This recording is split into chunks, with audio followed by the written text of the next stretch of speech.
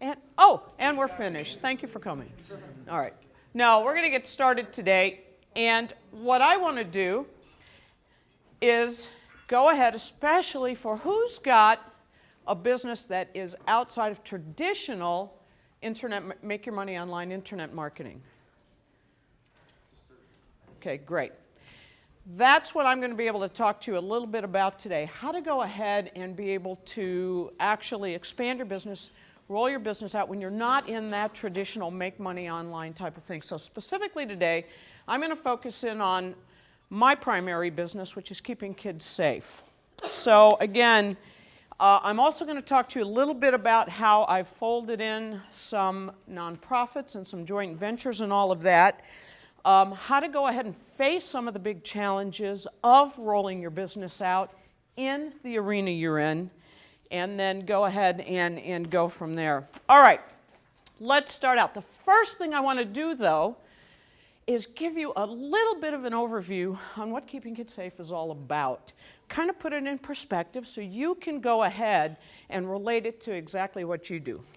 Keeping Kids Safe is a child safety program that actually teaches kids to keep themselves safe. Not us, them. And I can teach children as young as 4 years old to go ahead and protect themselves from all types of different danger. So what we typically do is we start with self-confidence and the way a child carries themselves. We have 2 cardinal rules of keeping kids safe. Always do your best and always say, I can. So when all the kids come into our classes, they all have to stand up, and we're going to talk about little elementary age kids today. I will always do my best and I always say I can. And that's how they come in. Some of them come in and they, I'll always do my best and I will always say I can. So that's the second thing we start to work on. Keeping Kids Safe was developed by my business partner, Preston Jones, 30 years ago. Preston Jones is a 5th degree Godam black belt. I'm a 3rd degree black belt in an eclectic mixed style of Aikido Shotokan, Taekwondo, Judo, and Jiu-Jitsu. And it is from that martial arts background that this whole program was developed. So a lot of the building of the self-confidence, a lot of how you carry yourself. Preston and I actually teach subdue techniques to police departments and security forces, and have developed this program from what we know. So I'm going to walk you a little bit through that. Number one, from all the police and detectives that we've worked with, people who are victims of crime, more often than not, carry themselves and project out, I'm a victim. They absolutely do. So even as adults, you want to go ahead and you want to stand up and walk up tall. You want to look around and be aware of your environment. And this is a very, very easy thing to teach kids. Kids are naturally intimidated by the world. They're smaller than we are. They have softer voices than we have. When they're around a lot of adults, they kind of, So the first thing we do is we teach them to stand up tall. Look you in the eye. How many of you actually have 5-year-olds come up to you and look you in the eye? And if you do, it's quite startling, isn't it? Sorry. I'm driving the camera woman nuts because I like to move around. We actually put kids through exercises, feel good, feel bad. Because if they really feel bad, they walk like this. If somebody at school yelled at them, if mom and dad are angry at them, if their brother hit them, they're going to walk around like this. And I guarantee you, this is what predators look for. They want an easy victim, whether it's an adult or a child especially. So we play games with the kids to get them to stand up and look confident, even if they don't feel like it. We get them confident in looking adults directly in the eye. It is that startling split second of that 5-year-old looking that person in the eye that's trying to do them harm that could save their lives. We get the kids to start to carry themselves better and stand up and be more aware of their environment and look around. We play games with them. What's on the wall?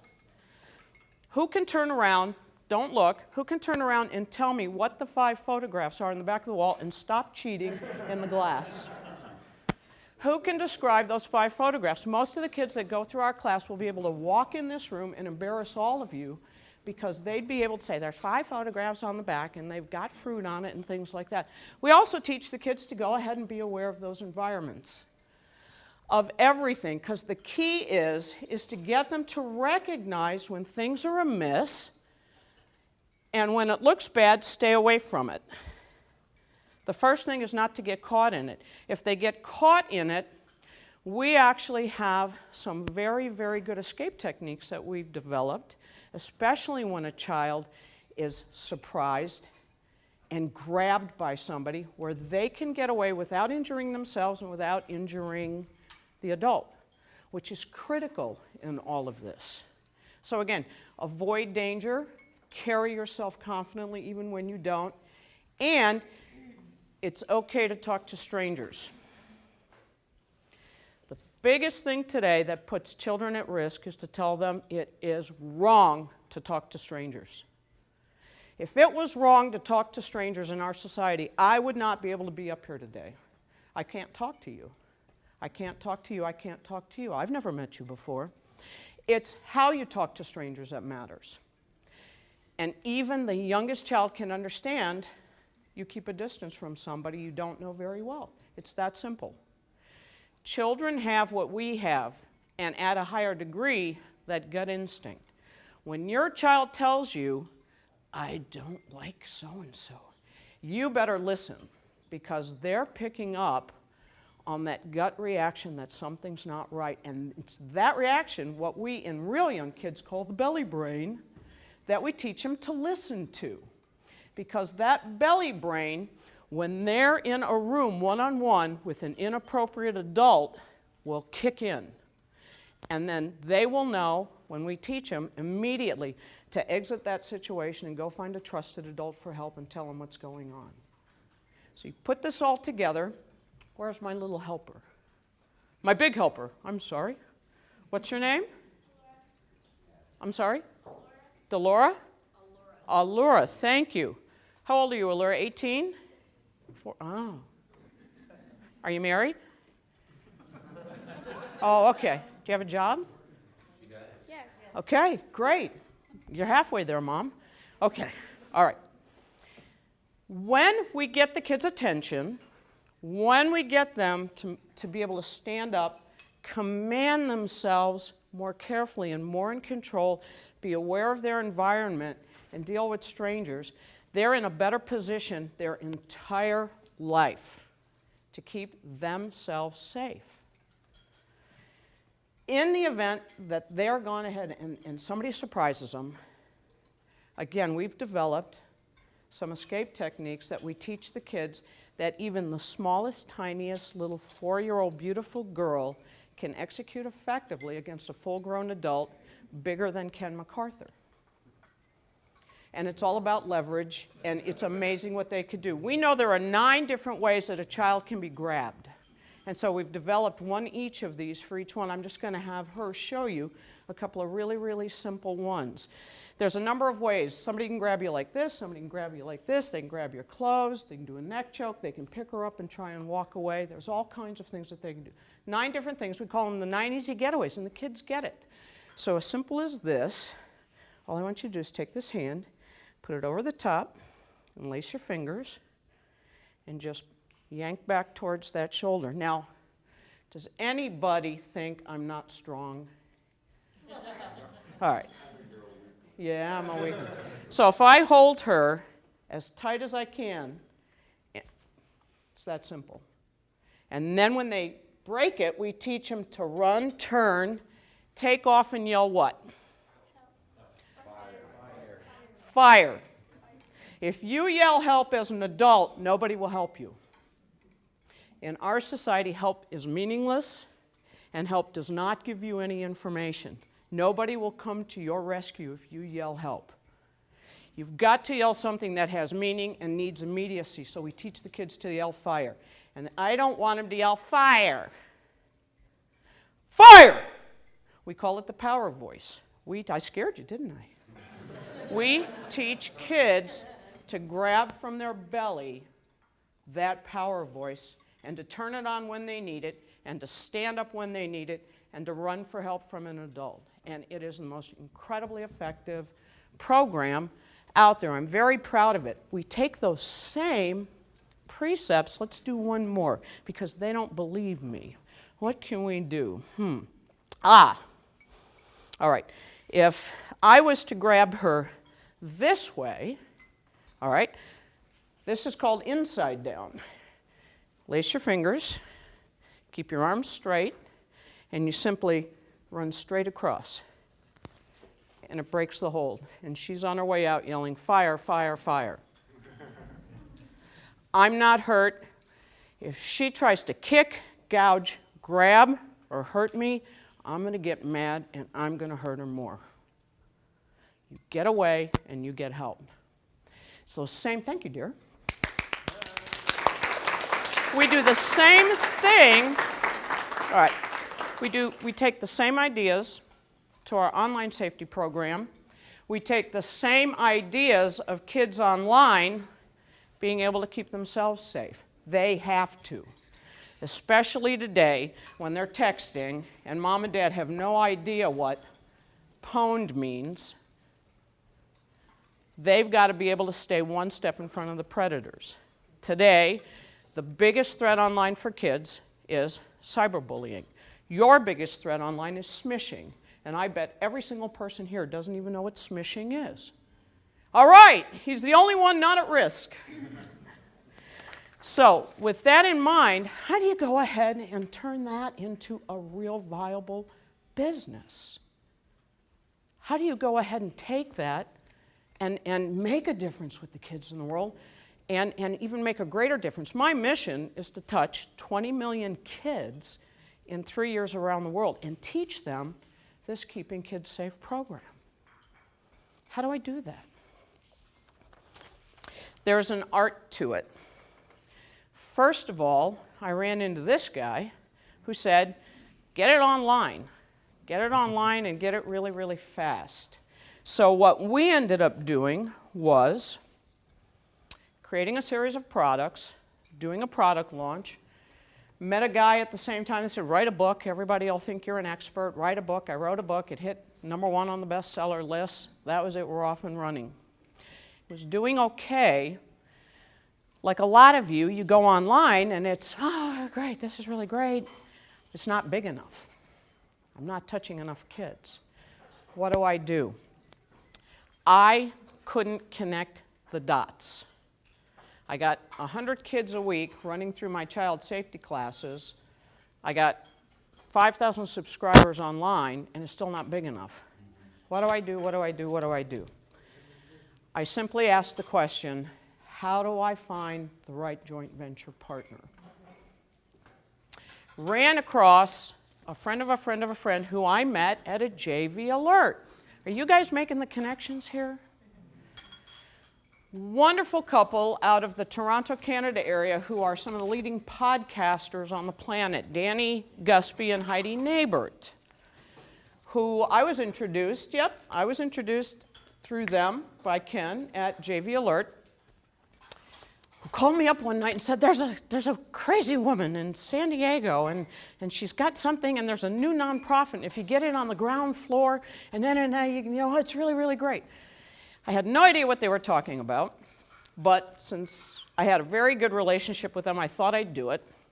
And she says, you got to get on this webcast in the morning and fill out this form, and And she says, we have all this, and I was up all night making this form, writing all this up, because I wanted to be on this ground floor thing that they described out the wazoo.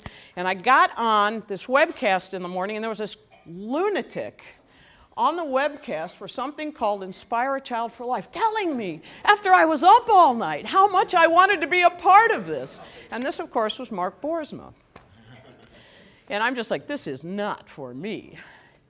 But I hung around probably a little bit too long, and Mark started to connect those dots for me. And just like much of you who have discovered this weekend, it's all in the questions you ask. I started to, look at how this thing could explode. So the first thing I did was, had no clue, just kept asking, how could this work, how could this work? Started to believe in Mark's vision. Worked with him for about 3 months, I think, on Inspire a Child for Life. And one August morning got a call, and it was Mark. And he said, wow, you know, you've really done some really great things here for me. How can I help you? I knew Mark had an online university. I knew Mark's database, but I also knew his vision. And I knew how he needed to touch the lives of people. I still couldn't make that connection. He helped me make the connection. So what Mark and I did was I put my first big-time joint venture together with Mark. It's called Keeping Kids Safe Together. And again, I wasn't able at the time to make the connections. Joyce, who do you want to be in front of? Who do I need to be in front of? Parents. Good. Kids. Kids are good, because kids will make their parents buy things. Who said schools?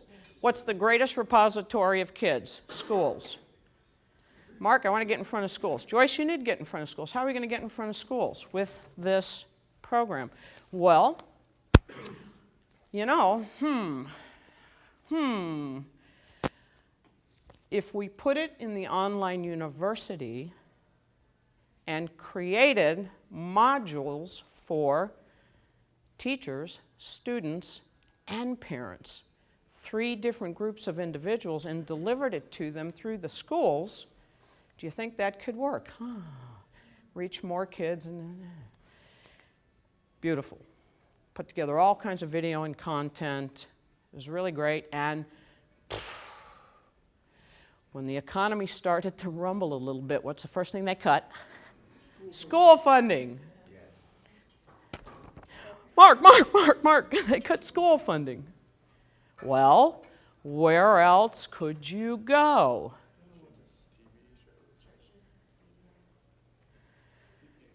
Companies. Do you know one of the most negative effects on the bottom line of a company, no matter what the size is employee attrition? I just happen to have a B2B database of about, you know, how quick can you go ahead and put together some company and employee benefit package modules? Tonight. So Keeping Kids Safe Together was born. Fantastic.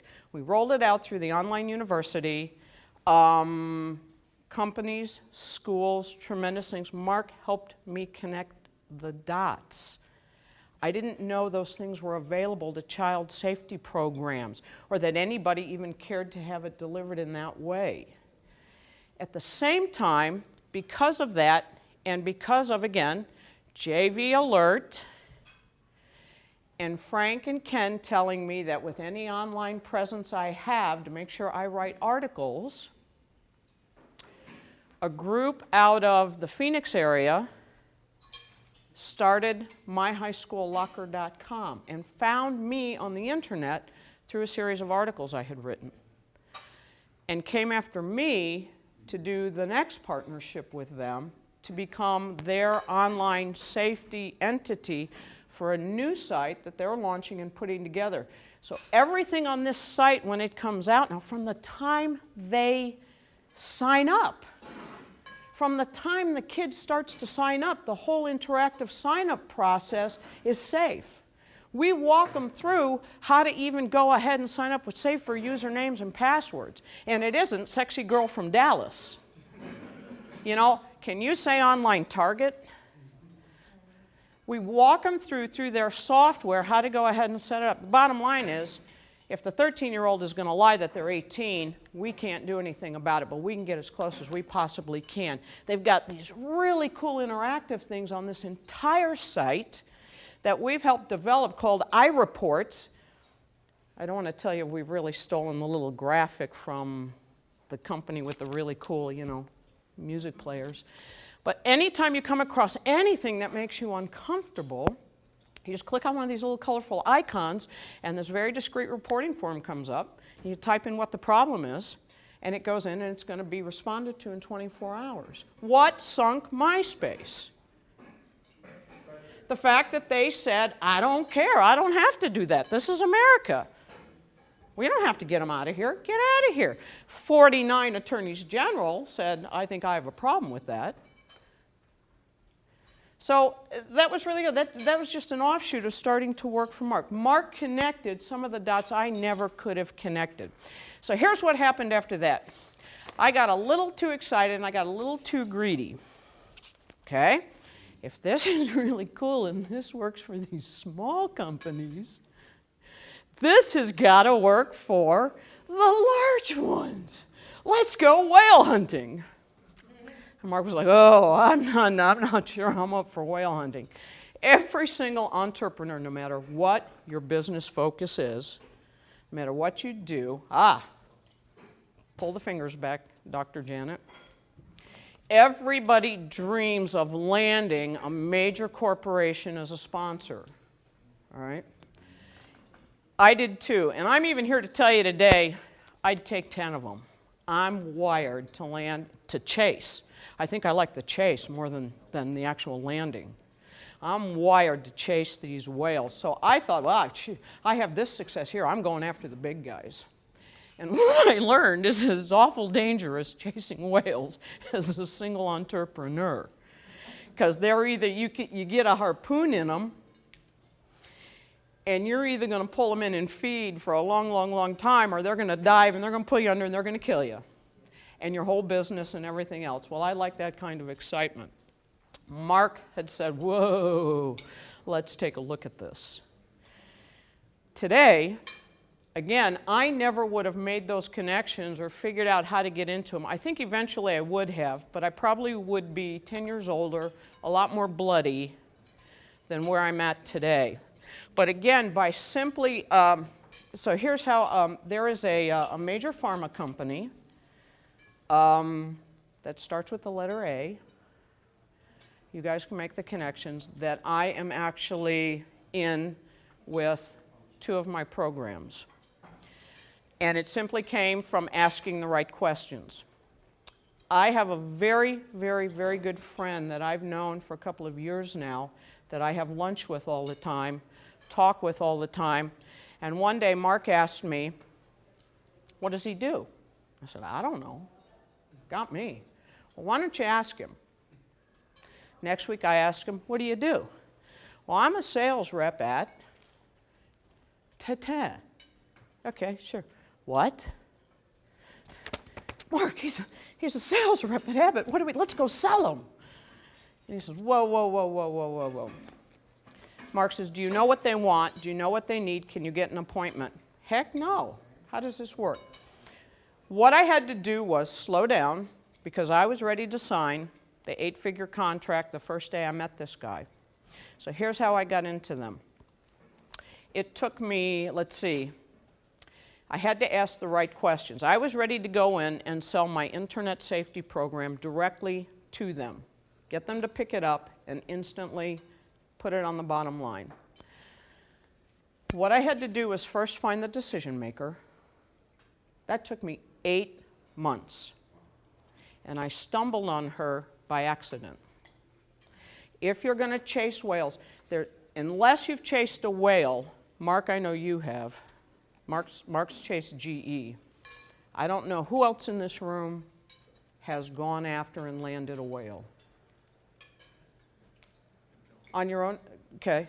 On your own, right. Absolutely. Greg knows how to do this. Or Greg's done it. I don't know if I know how to do this today.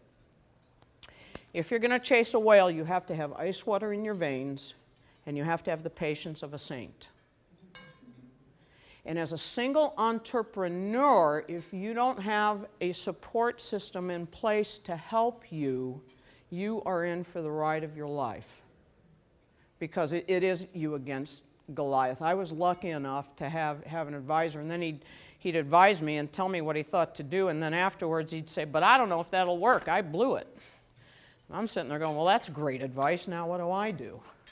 It took me 8 months to get to the decision maker. When I started in on the decision makers, They had no idea what they needed.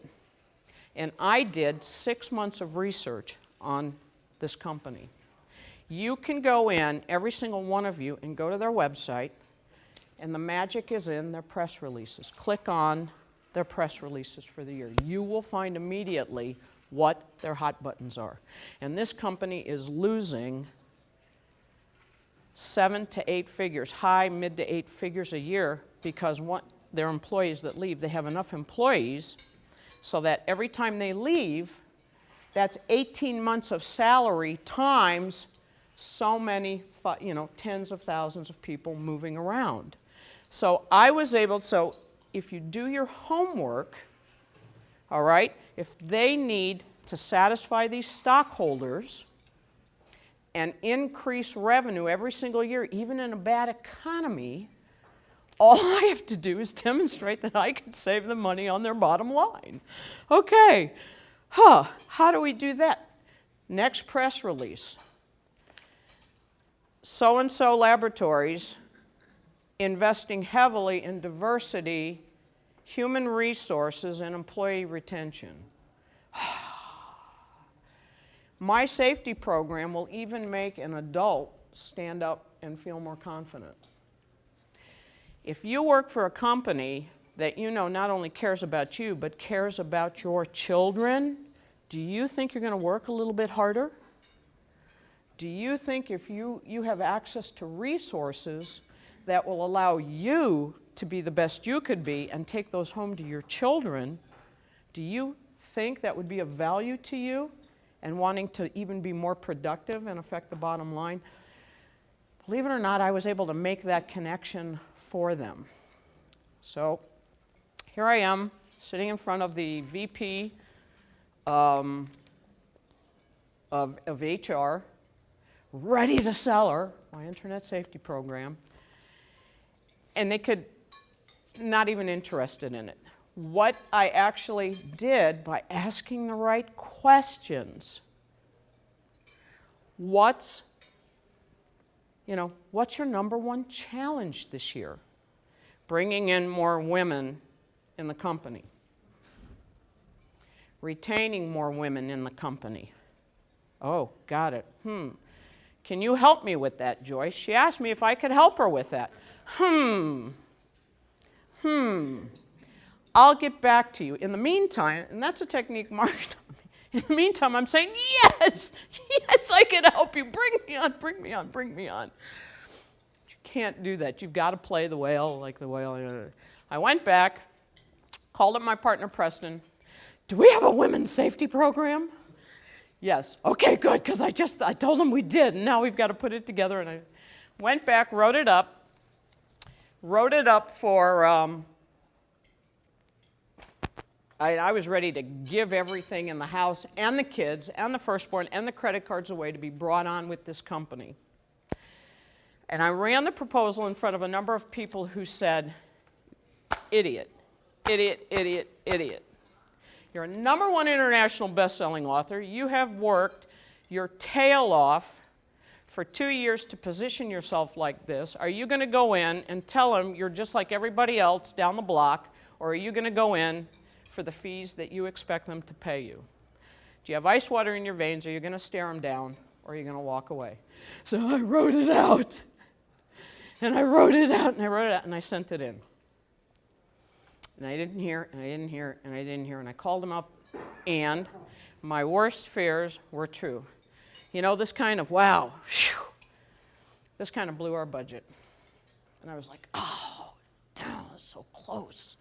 That dang Mark Boersma, and that dang, I'm going to get it.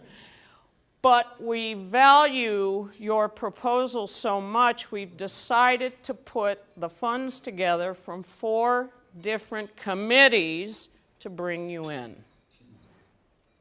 You got to stare them face to face. So that was really great. And on my way out, I'm running out of time here. On my way out, I said, oh, by the way, let me give you a couple of copies of my books. They're just expensive calling cards. Here you go. What I didn't know was going to happen if any of you ever thought about writing a book. What I didn't know was going to happen was that the HR director had a niece who's 12 who was just a terror online and in trouble. And happened to say, oh, look at this. This could solve it. Was going to call up her sister and say, here's what you need to do. Look at this. Here's what you need to do. Look at this. And it worked. 2 weeks later, my phone rings. Can you come in and have lunch with me? Yeah, sure. Who's this? HR director. Joyce, I love this stuff. This helped me. This is incredible. How can I bring your internet safety expertise into A? I wasn't able to do that, though. I had to sit there and go, let me think. What is it you need? I was ready to sell them a $10 million program, which today I know they would have thrown out. What do you need? You've got to ask those questions. What do you need? You know what she told me? I don't know. So you know what I did? I created instantly. Well, I went, let me think about it and get back to you. And again, it's like, come on, how long is... This is moving at light speed for this company.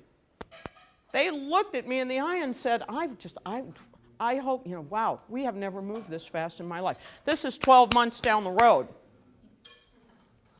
You can starve chasing whales. What are you going to do in the meantime to pull 40-pound salmon in the boat, as we call it, to eat on? Most people probably would have given up by now. I know I've had conversations with Mark before, and he says, Joyce, how much longer is this going to go on? I said, I don't know. I'm not willing to cut the line yet.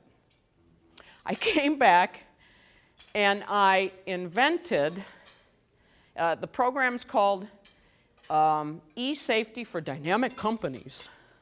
And I created an E-Safety X-ray just for them.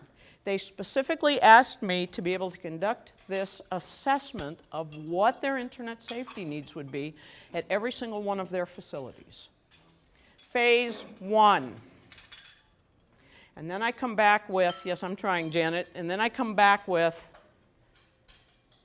basic, intermediate, and advanced solutions for them. Introduce them to my new best friend and business partner, Mark Boersma, and go from there.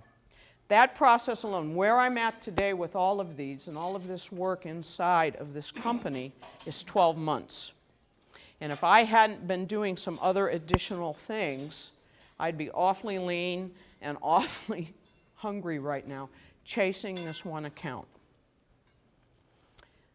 Most of the time, I'm not sure I really stumbled on anything as much as definitely moved my way through with any skill. What I will tell you is in any single thing you do, whether it's make money online or not, you have got to ask the right questions. Because if you offer them something they don't need right now, you can forget it. They're not going to be interested. If you don't know how to do it, tell them, let me think about it, and then go find somebody who could help you put that together. If it's 7 or 8 figures by the time I'm done here, I really don't care in any way, shape, or form negatively that I have a partner that helped me get into these large companies. I could not have done it on my own, and that's what you've got to understand, the power in the individual you're sitting next to, and the fact that you know somebody who you don't even know, really, and in the meantime, this particular individual that I helped, or that gave me this introduction into this company, oh yeah, I've got a pretty extensive network. When you finish that book, I bet I can bring them to the table to help you with that book launch. It all works out. But even today, I'm not quite sure. I mean, they're certainly going to go after the internet safety piece of it and the consulting piece of it, because I could go in and, first of all, what's the connection? What's the connection between these major companies, who you're chasing, and what you do? It may not be A to B. 3 years ago, I had no idea I was really going to be able to roll out the internet safety end of the business. But that's where the expertise is, the market is right now, and that kind of thing. You've got to be open to those possibilities as well. I only do this one thing. Well, great. I'm glad you do. And when you can't pay the bills, fine. But what about this possibility? What about this possibility? And what about this possibility? And sometimes, again, you can't see the forest for the trees. You just need somebody as that air traffic controller to kind of help that with you. The other thing is, you're not, for the most part, I know all of you, law of attraction people are going to say, ooh, Joyce, bad juju, bad energy. The bottom line is you're not going to make that 250 to 500K a year online. Ooh, bad juju. Lots of internet marketers in here. You have got to take your business offline. You have got to go ahead and do a combination of online and offline business, and in arenas that you may not have been open to before, but can be very, very, very powerful for you. Now, all I have to do is tell somebody that I'm published by Morgan James, New York, and that I consult for XYZ. And obviously, I've got all these little Velcro groupies. But I was like that, because you hope that there's some magic that's going to go ahead and rub off. There isn't any magic. If you want a whale, then you set your sights on that whale and you go for it. But in the meantime, you make sure you've got those strategies in place that can feed you along the way as well. Because if that debt keeps climbing and climbing and climbing, and you've got more and more and more to make up, it's not going to be worth it in the end. Who was I talking to? We were talking about Captain Ahab the other day in Moby Dick, and am I really strapped to the white whale or not? We'll find out. Am I going to be at JV Alert in June, or am I going to be dead on the side of a whale diving deep and things like that? I think I'm a little bit beyond that. But landing the next large company after the first one isn't necessarily a given, because they're going to be a different animal. It's easier, but it's still going to be different. So you've got to make sure that you've got a comprehensive plan, if you will, in place, so that while, whale hunting is seductive. We were laughing this morning, it's like the dark side. I want a whale. And I want a whale. And you can very easily be pulled in and killed very easily. What this gives me is really unlimited opportunities after this. And again, what I'd like to do is go ahead, if any of you, as we do these one-on-ones the rest of this weekend, have questions, I can go into a lot more detail on hunting whales and in, again, landing the large companies. Frankly, the others line up behind them. Frankly, if they're competitors, oh my God, especially in this industry, what are you doing with them? Can we do it too? I don't. Interesting. Go where the money is for your business. I'd love to be chasing schools right now. I love kids. I'd rather be in front of kids, nothing personal, but I'd rather be in front of kids than you right now today. Yeah, you're a big kid. But there's, the economy goes bad, and what's the first thing? That's schools. Education. I could starve even just going after schools. All right, great. My goal is to take some funds from one of these whales to fund my school program and give it to the schools. I'll chase whales all day for that. Why don't you get a corporate sponsor for them to sponsor it so it doesn't come out of your resources? It's exactly part of the plan. So, they're lining up. They're lining up. That's whale hunting as a small company. Now, you don't have to do whales. You can do small companies. Companies with 8 to 15 employees. Companies with less employees. They need to retain employees. When a company loses a trained employee, that's 18 months of salary to replace them. In some ways, it even hurts a smaller company more. If you can come in and provide value to a company and to their employees, there's research. I can talk to me. I've done it all. There is actually research out there today that proves the productivity increase statistically in happier employees today. I absolutely can make the connections from my programs and my metrics for making those connections. You can too. You just got to do your due diligence. It's fairly easy. It's just boring research. And then I went, Mark, we can use your software, right? We can do these metrics. Really, I promised them we got to do it. Calm down, Joyce. I'm sure we can. If we can't, we'll find somebody. Okay. You know, I like to, in that, when Mark said, I want to make it clear, Mark said I was certified in personalities, not certifiable. There was some confusion yesterday, and yes, if you ask me what my shape choices are, they're the psychotic one, triangle, triangle, triangle, triangle, all four. His wife said, ooh, we avoid people like you. So there's always a way to take your focus in your business again into arenas that can fund it and are more profitable. And when you have, again, that air traffic controller looking over all the different networks, those connections actually become simpler, faster, and easier. Sometimes we can't see the forest for the trees. And again, I'm convinced I'd be here just probably in another 10 years.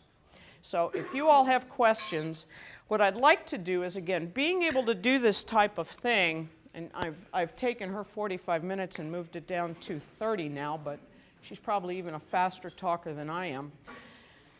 As a child safety expert, I know that safer kids are actually kids that are healthy kids. Okay?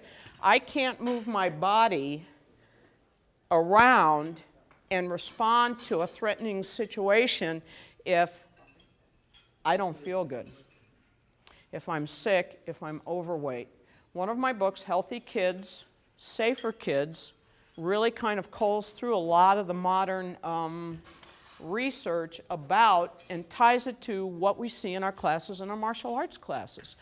So when I get the opportunity, especially through Inspire a Child for Life, to impact the lives of kids around the world in a number of ways, I really get delighted when I meet people like Frank and people like Ken and Mark, because I can just do so much more.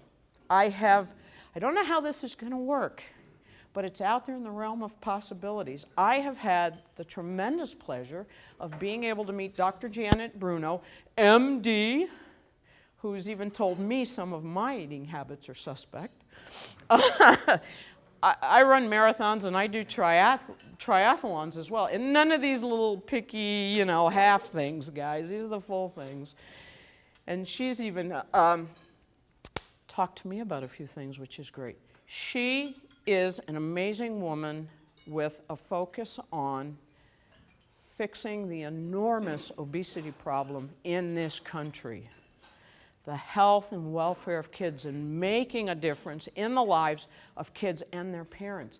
I can teach kids their safety stuff for 45 minutes a day for 10 weeks.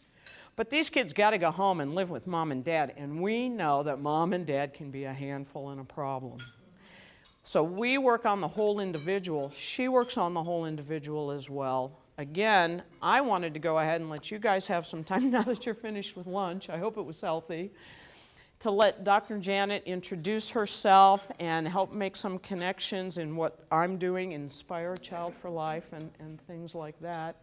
I do a bunch of speaking for my company to very different audiences than this is a real pleasurable audience to be with. But I thank Joyce for that opportunity to speak, because as she presented, there's certainly her passion absolutely is about helping children. I have a passion about helping children and adults, really anyone who's struggling with health issues, but predominantly obesity issue. It's something that's near and dear to my heart. Actually, every single person in my family is either obese or overweight and has struggled with it.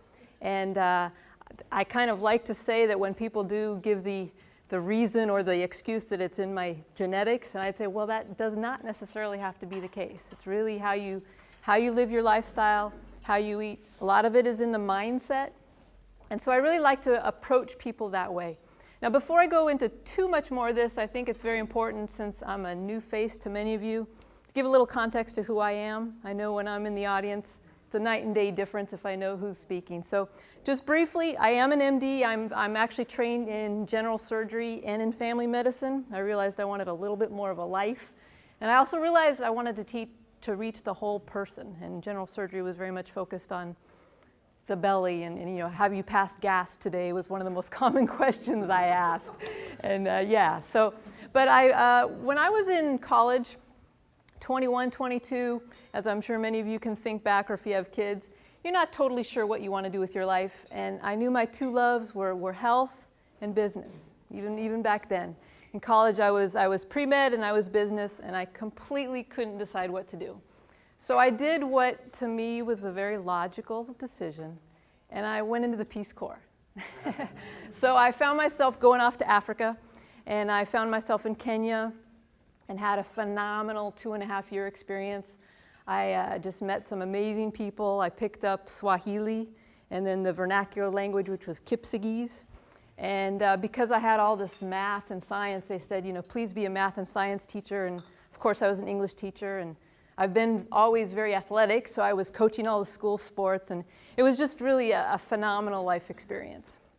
So I finished up that time, and I still wasn't any closer to figuring out what I wanted to do with my life. So I determined to take about 7 months and travel through Asia solo. I'm very much of an adventurer at heart. And my first stop was India. And in India, I was raised Catholic, and I think somewhere back in probably second grade, I saw a movie of Mother Teresa, and I was always thinking, you know, Mother Teresa was definitely a hero of mine, and you know, maybe I could meet her one day. So I went to Calcutta, and I just showed up. I'd gotten the address from someone about where to go, and I just showed up, and I said, I want to volunteer. I mean, I've always had a heart to give, and you know, that's why I was drawn to you in the Impact event, absolutely. But I just showed up, and I found out that this mother house, as it's called, in the street of Calcutta, people come from all over the world to volunteer. And it's not just a few people.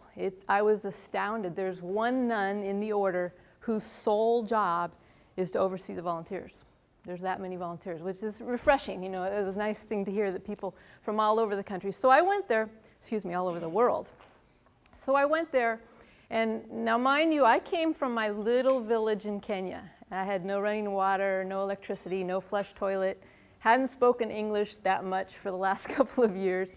And I made a vow to myself to be there for 6 weeks. And I take my personal vows very seriously, and I went there. And has anyone been to Calcutta? Oh. Okay.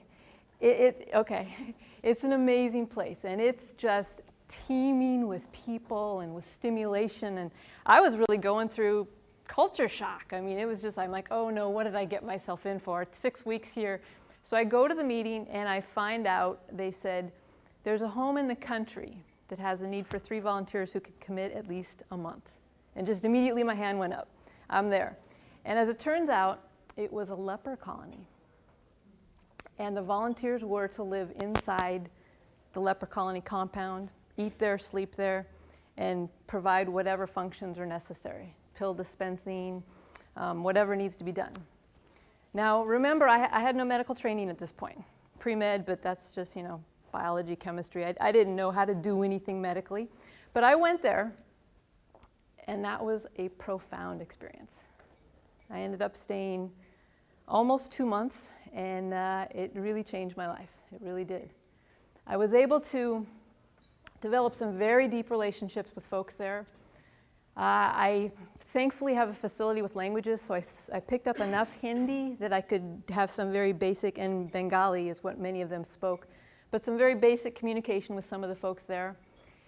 And what I found out was, probably many of you have are not very familiar with leprosy. Is that a fair assumption? Okay. Leprosy within the medical world, and you may see it in literature, it's also known as Hansen's disease. Okay, and it's a worldwide problem. It's still very much alive today. It was, way back in the biblical time, we know about it. But it's actually very alive today. In the US, there are 13 regional centers of Hansen's disease. A lot of people don't realize that. But it's in the Mycobacterium family. So it's in the tuberculosis family as far as how it's spread. So by coughing and sneezing, it's a little mycobacteria. There's totally a cure. It's medication. But it's people recognizing when they get the early symptoms and then being able to catch it right away.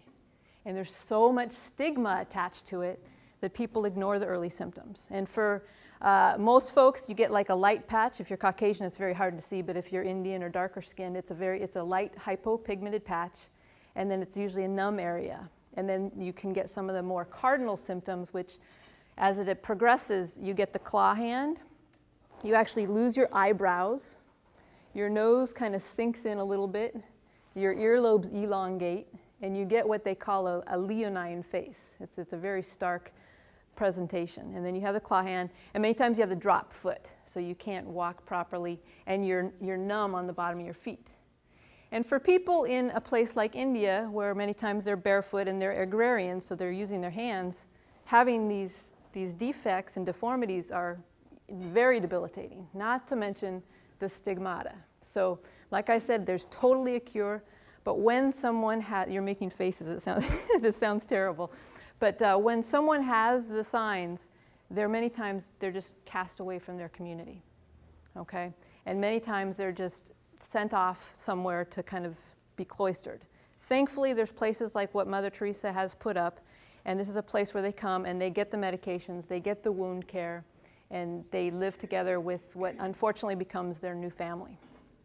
So that was the environment I was in, and like I said, I had no medical training, but I did learn how to do some very basic wound changes, and they're some of the nastiest wounds you can imagine. And there was an Indian surgeon who would come in every other week, and they have a little operating theater, and they would actually operate. There's something called the Brand procedure, and where there's this claw hand, they make a simple incision, and they open up, and there's very specific tendons that are affected. So they can take the healthy tendons and basically cut those and then put them into the fingers where the affected tendon are. And so they do that on each hand, and they're able to, over a period of basically 4 to 6 weeks, go through physical therapy, and they get full function of their hand again. It's just astounding. I had never seen anything like it. And I, again, had no medical training, but they need hands, and I was a willing hand, so they said, put on this surgical gown and hold these retractors, and so here I am in surgery. I admit, I almost fainted the first time I saw the blood. It was my first exposure. But I went through the process, and it was just astounding, and it was there during that time, and it actually went over the Easter season, which made it even more special. And it was there, I was like, I have to be a doctor. This is the most amazing thing to be able to change people's lives like this. This is what I want to do with my life. So from that experience, things moved along, and I ended up coming back home, and I had about a year to matriculate for medical school, so I did a real quick master's degree just to get into thinking in English again in time, and thankfully I got into a great medical school the first try, and then things just kind of kept going. I kept my tabs with the third world, because I have a strong passion for that. I was able to convince my medical school to allow me to take 5 years for the normal 4 years. So I went overseas 3 times in medical school. So I went to Brazil. I got funded from the World Health Organization to do a 4-month research project on leprosy down in Brazil, and I got that published. And then I was able to go back to Kenya, and I was able to go back to India. And it's sort of that, where there's a will, there's a way. And my medical school wasn't used to that much travel and such, but they were open to it. And I also found that Seattle was one of the 13 centers in the U.S. where they have a Hansen's disease research, so I volunteered there every week. And it really, for me, that we all have separate and unique skills and talents, and for me, I found, with my skills that God's given me to give the impact to the world that I want to give is going through medicine. So I followed this passion, and I went ahead and managed to get my top-ranking surgical spot, which brought me to Georgetown. And I proceeded along that, and I was determined to be a hand surgeon. And along the training, I was doing well and everything, and I enjoyed it, but it really was hard for me to, shut my eye to some of the things. Like a woman would tell me her husband's divorcing her, and she's not sleeping well, and I had to shut my eye to that and focus on what her surgical issue was. And I was just really torn with that. And I just did some soul searching and realized that, taking care of the whole person was what was really I was drawn to. So I changed plans, did the family medicine route, and that's been just a fantastic thing. It's allowed me to do a lot of medical mission trips. Since I also have my surgical skills, you never lose those. And it's brought me through various different things. I'm always called to working with the underserved or underprivileged. I was fortunate for a couple years to serve as a medical director of 3 county facilities in Southern California. And they're not just normal county facilities. I kind of like shocking people when I say this, but I was actually the medical director of the Ventura County Jail. So you can imagine some of the stories and things that I saw with that. So what's amazing, though, from all my travels and all my various different work settings, I've even worked in a Santa Barbara concierge practice, if you're familiar with that. It's a cash only. We had a lot of movie stars. I did work that in too, so I've really worked all spectrums. But what's amazing, through all my travels, through all these different work things, there's just common themes. People are people. There's the same basic things people struggle with. And frankly, a lot of it is self-esteem, self-belief, and not having that fully together. There's an anxiety there that draws people into addictions, or it draws people into smoking or overeating. There's a lot of very common themes that across the world people are struggling with.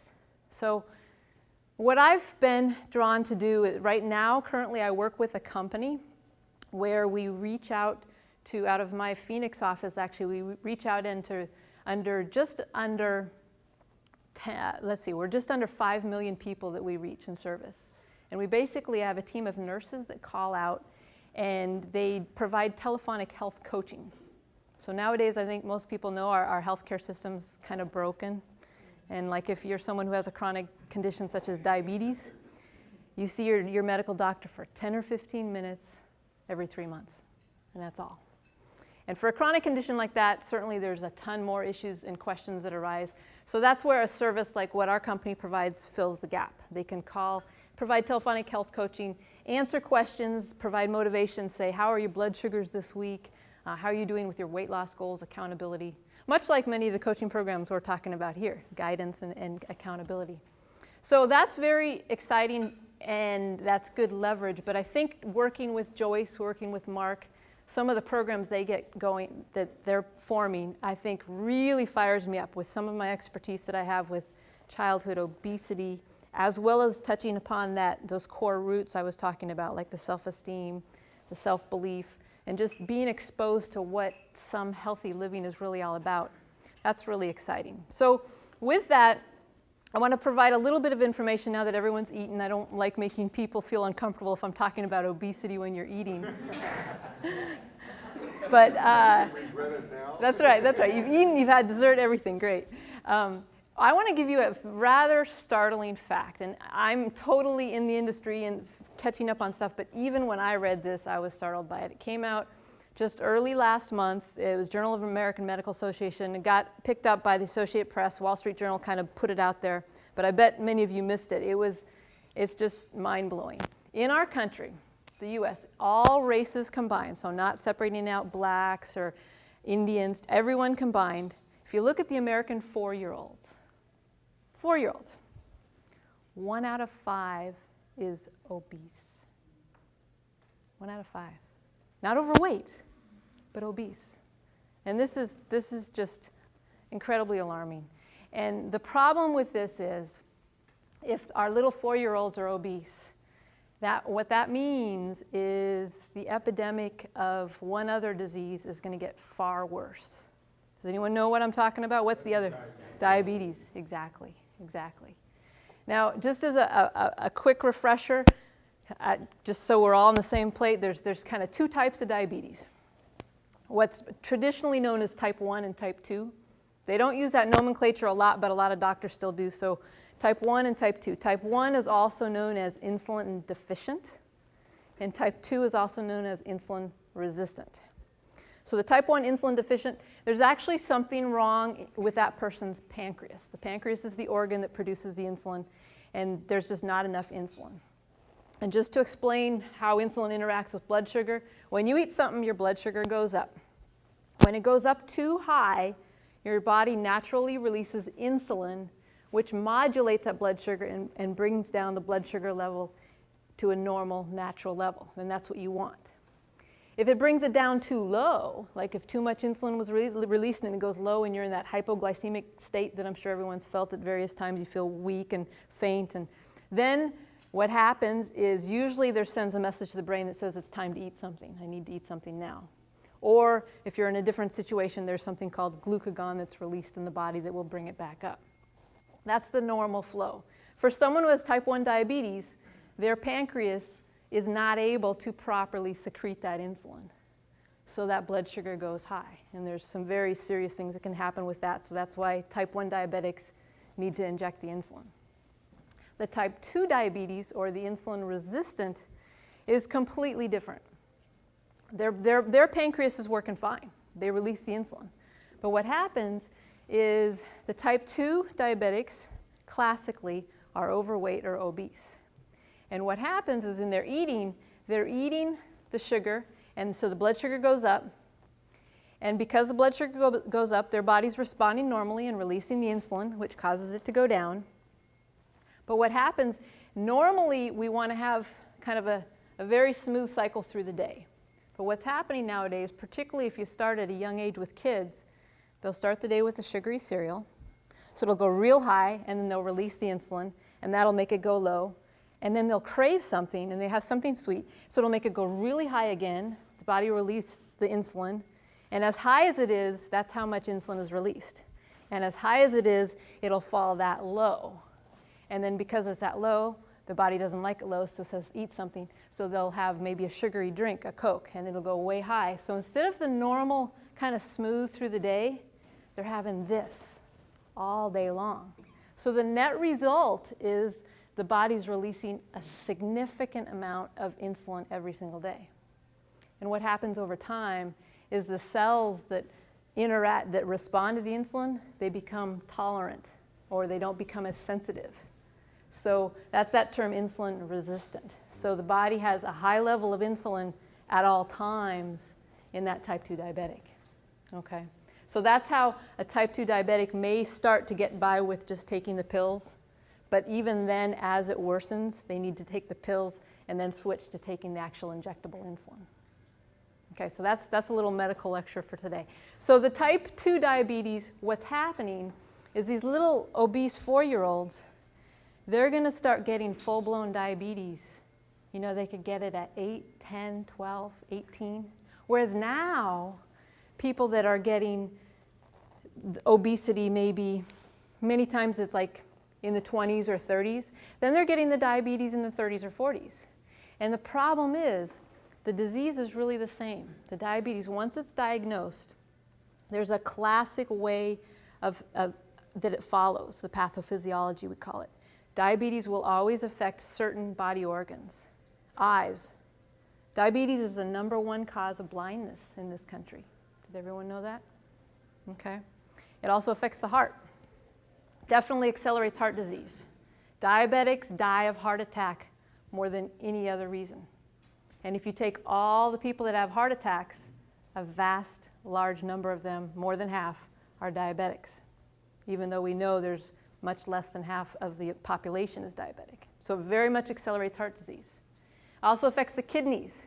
Slows down the kidney function. Many of you may know people that have diabetes and they go on dialysis. They have to hook up and actually have a machine clean out their blood because their kidneys don't do it any longer. And then it also affects the nerves. So you can get some peripheral numbness. The male sexual function can get affected. So it affects the nerves as well. So these are all things that very predictably will happen given enough time. Okay? So you can see why we're concerned that folks that now would get diabetes in their 20s or 30s are having heart attacks in their 40s or 50s. But now with these young kids being obese, they might become diabetic in the early teens. They could have their first heart attacks by 18 to 25. I mean, this is really serious. It's truly an epidemic. So with this information, I mean, I'm passionate about trying to get folks out there to understand, you know, not out there, it's here. It's everywhere. It's not out there, it's here. And like Joyce mentioned, it's the parents and the kids. We can talk to the kids, but it's really the parents that need to change, because the parents control the food in the house, they control a lot of the patterns. So it's something that I think it's a big challenge, definitely. And I think many of you may not have been aware how serious it is. And I think that's part of my passion, is to kind of get out there and educate how really serious this issue is. So one of the things that I also want to add, we have, what, 5 minutes left or so? Okay. So, you know, obesity is something that I'm passionate about. But the other thing, honestly, is you as entrepreneurs. A lot of times, particularly if you're working from home, it's really hard to get out and exercise. It's really hard to, you know, not go to the fridge every couple of hours. And it's very hard to not have the best, or it's very easy to not have the best environment and the best health patterns. So what I want to do is give you something that can maybe help you remember. I want to provide some good value. The education was here, but there's something known as the MBS triangle. Probably no one's ever seen this before? Okay. Well, no? Okay. So like I mentioned, I've been a huge follower and lover of business since my college years, and as long as I've lived in the US, I've always gotten business journals and been in business clubs. And there's an interesting thing that I hear when I go to a lot of marketing meetings, and they say, you know, I recognize, I've heard this so many times, and I always kind of chuckle because I have a different spin on things.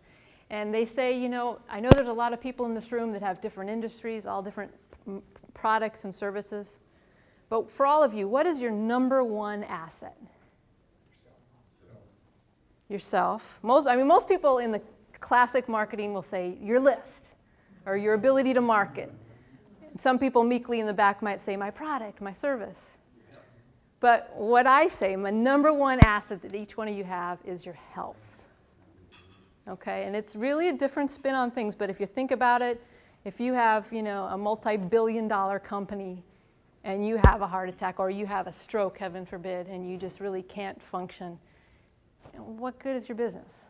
What good is your business? Or your right-hand man had something happen like that. So really, your health is truly your number one asset. If you have some, maybe even some subtle condition that's robbing you of your energy, you know, you're not thinking very clearly anymore. You have to take the naps in the middle of the day. Your productivity is down to 60% of what it was. I really want everyone here to try to not wait until that red flag shows up or that scare signal, because it's so easy to take advantage of what we have. And I tell you, in my working with this company with over 5 million people, every single day goes by and I hear just a heart-wrenching story of someone who's maybe 48, very successful executive, and he has an MI, and all of a sudden it's a wake-up call. So I really want people to think about what you have now and really see your health as an asset. You know, we go to different seminars on wealth or asset management. You know, how, like, I think you mentioned the money in your checking account. Everyone knows that, and you want to optimize your stocks, and, you know, think about your health that same way. It's at least as important. So this is a little kind of symbol to help you remember. I call it the MBS triangle, and really what it is this is the optimal way to help you achieve your best health. It's a three-pronged approach. Health is really your mind, your body, and your spirit. And I like to think of it, if you put the hole there, if you put like a pin through there and you kind of spin around wherever it lands, there's certain times where one of the components might be a little more important. In Western society, and I was definitely trained in what's called allopathic medicine to get the MD degree, we really only focused on the body. That's all we learned about. And in fact, it's really almost a misnomer to call it health care. It's really disease care. Yeah, and it's not health insurance, it's disease insurance. And I kind of had my eyes open when I went there, because we learned about diseases and then we learned how to treat them. And I'm like, well, what about the preventative stuff? And it's like there's hardly much of a voice there. I mean, that's definitely, yeah. No, it's a tiny little class that may be offered as an elective. So the Western medicine definitely stands in the B. But I want to definitely point out, and I think, thankfully in this group, I think there's a big acknowledgement of the S here. I mean, I think many of us here believe that we're here for a purpose in life, and that's part of the impact, that there's a higher power and there's a reason why we do things. And I think that S, or the spirit, is very, very important. I think a lot of people lose sight of that, and that's something very important to keep balance. The M part can actually be a couple different things. The mindset is certainly part of it. Definitely the mindset in the sense that, first of all, that you're recognizing that your health is something valuable and you're actually going to give it some time and some attention. But also that kind of brings in the area of stress and anxiety, which I know business owners have a ton of. And there's a tremendous amount of things that can be done. I'm a big advocate of yoga and meditation. I think it's very, very important to help do something that relieves your stress on a regular basis, whatever it is for you. I mean, I always tell when I was seeing patients and when I'm coaching my nurses, find what it is that kind of lets you just really relax. Just take the deep breath, and you could just, if you picture yourself there, just really let your stresses go. And Jonathan, I can see you smiling with your eyes shut. I love it. I love it. It's really important, and I think not enough people recognize how important that is. There's some folks out of University of Massachusetts Medical School. They actually have something called the Center for Mindfulness. Has anyone heard about that? It's sort of in your neck of the woods. Not really. Have you heard of it? Excellent, excellent. No, it's very. Trained as an MD, always wanting to know the scientific data. I was very skeptical. Sounds kind of woo-woo, if you will. But when I first discovered it, I found that it is incredible what they're doing. They have about 22 years of very solid medical research to show that regular meditation decreases blood pressure. People that were on like 4 different anti-blood pressure medicines are now down to 2. People with chronic pain, it's been excessively successful. Chronic depression or severe depression, any type of physical ailments, because we can't deny it any longer. The mind-body connection is so strong, so strong. So, really? Now that's very unusual. I've read of a few cases. But was he the type 2? I think his blood sugar was like 287 or something like that. Wow, and they got it down to the normal.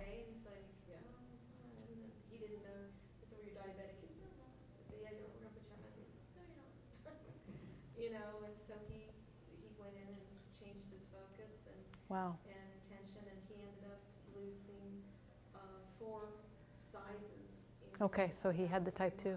That's fantastic. Yeah, I mean, I've heard stories. That's fantastic. Can tell him congratulations. That's great. Because I've actually gone to a 7-day training for professionals that want to learn about this, and they have clinics all over the world now. So this is something. It's kind of a new opening area that thankfully traditional medicine is starting to recognize. But that's just an example of how the mind can actually be powerful, and just recognize that more and more the mind-body connection is just so strong. We can't deny it. When you're upset and you're anxious, your body's sending out these chemicals that affect your heart, and there's just no disconnection. There's no way you can disconnect that. They've done something called a functional MRI, which is, people have probably heard of an MRI.